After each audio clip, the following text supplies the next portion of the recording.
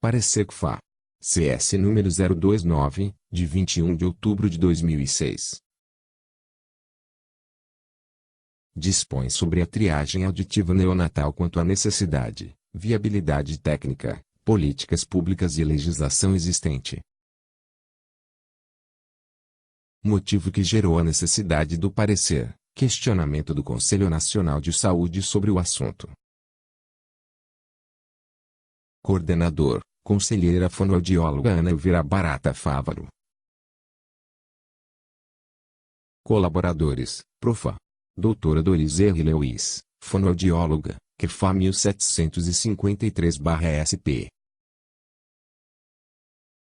Segundo a OMS 2006, atualmente existem cerca de 278 milhões de pessoas no mundo afetadas com perda auditiva bilateral moderada ou de pior grau. Destas, 80% vivem em países em desenvolvimento como o Brasil. No entanto, apenas uma em cada 40 destas pessoas com deficiência auditiva tem acesso à intervenção apropriada. Sabe-se que 50% das deficiências auditivas poderiam ser prevenidas, ou suas dificuldades minimizadas, se a intervenção ocorresse em momento adequado.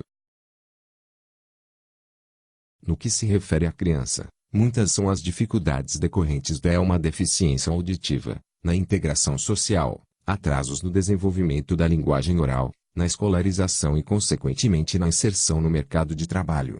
Todos estes fatores levam a pessoa com deficiência auditiva a ser mais vulnerável. Quais são os enfrentamentos?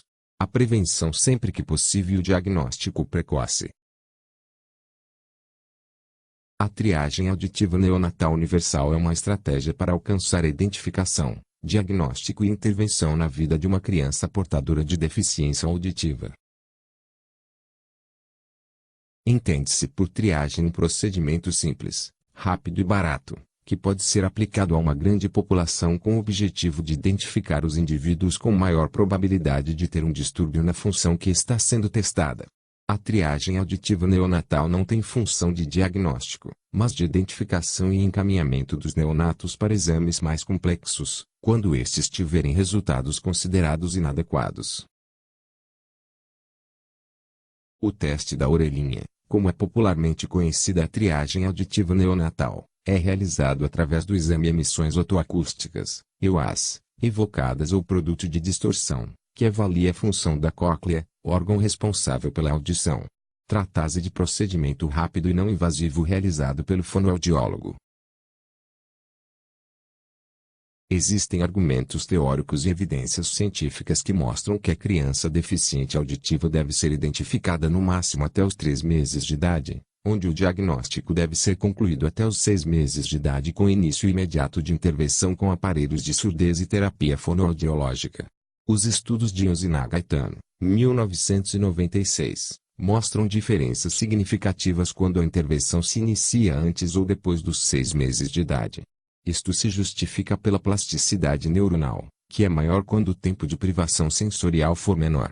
Os relatos mostram que crianças deficientes auditivas que iniciaram a intervenção antes dos 6 meses de idade tiveram seu desenvolvimento muito próximo das crianças ouvintes. Atualmente, quando a triagem auditiva neonatal não está implantada, os diagnósticos têm sido concluídos em média quando a criança está com 37,6 meses de idade, ou seja, entre o segundo e terceiro ano de vida da criança, onde observa-se privação sensorial por mais de 3 anos. Já com a triagem auditiva neonatal implantada adequadamente, a idade em média de diagnóstico vai para 3,9 meses de idade, o que é considerado ideal para posterior desenvolvimento de linguagem oral e habilidades comunicativas. Tais motivos se fazem relevantes para a implantação da triagem auditiva neonatal. Tecnicamente, a viabilidade para a realização da triagem auditiva neonatal universal é sem dúvida irrisória comparada a outros exames realizados nas maternidades. Contudo, a triagem só terá efetividade se os seguintes procedimentos forem cumpridos. Realização da triagem, com equipamentos de qualidade e profissional capacitado, o mais próximo da alta hospitalar. Aplicação do reteste se houver falha na primeira triagem no máximo dentro do primeiro mês de vida. Quanto às políticas públicas, existem inúmeras leis e projetos de lei em tramitação no Brasil, favoráveis à implantação da triagem auditiva neonatal universal. Nem todos os municípios com leis aprovadas implantaram os programas de triagem em todos os recém-nascidos antes da alta hospitalar, sem ao menos priorizar os recém-nascidos com fatores de risco para surdez. Por outro lado, programas de triagem auditiva neonatal podem ser encontrados em aproximadamente 200 maternidades brasileiras, a maioria em hospitais privados, sem cobertura dos planos de saúde. Os pais acabam optando por realizar ou não o teste.